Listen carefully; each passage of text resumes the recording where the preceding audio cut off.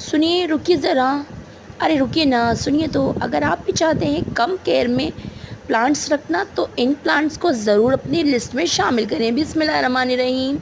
तो मैं आज आपको दिखा रही हूँ snake plant, purple heart defender और कोलियस सिंगोनियम। इन सबको अपनी लिस्ट में ज़रूर शामिल करें। ये आपके घर में सालों साल रहेंगे, कम पानी में चलते हैं, कम केयर से चलते हैं, बस पिंचिंग थोड़ी बहुत ही मॉचिंग करना पड़ती है इनकी, और ये बहुत ही अच्छे चलते हैं।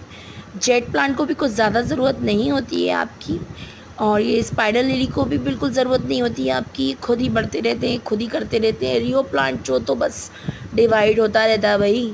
सदाबहार तो सदाबहार ही है माशाल्लाह से।